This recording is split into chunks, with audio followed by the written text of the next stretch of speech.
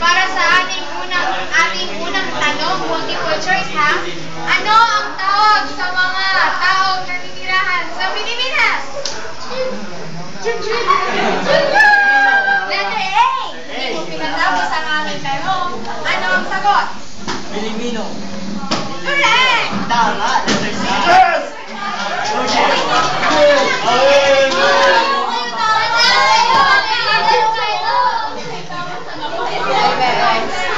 Okay, meron pa kayong chance ang makasagot.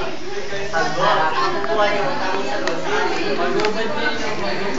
Jackpot prize. Uy, may narinig ko na tululuwa dito.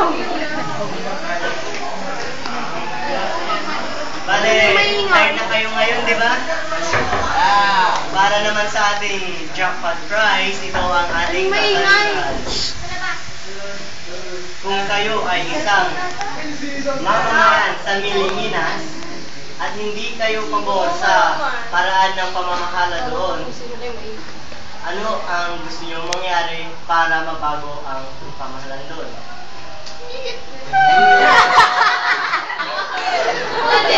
Hanap ako ng mga taong makakatulong sa akin at pabor sa aking mga reforma para at sama-sama kami itataguyod ang batas na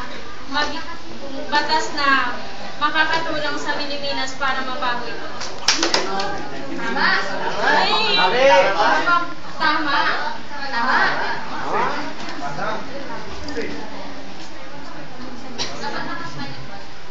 Kami bilang kabataan, gagawa din kami ng batas kahit na hindi kami pinapanigan. Magbubuo kami ng aming grupo para may paglaban namin aming paninindigan at ang aming gagawing batas.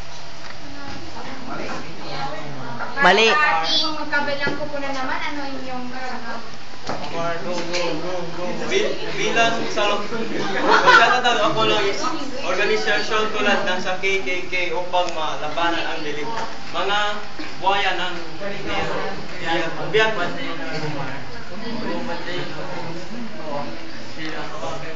Bakit si James? Gaya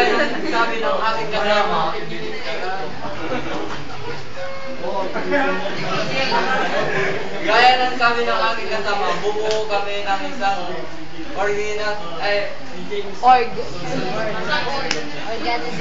organization na magbabago sa Pilipinas at ito'y tatawagin namin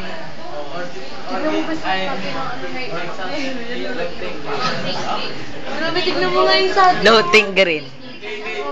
Pinang paa niya, pinagkita ka. Dahil sa pareho kayong tama at marami naman tayong sponsors dyan, pareho kayong panalo. Yes! Kaya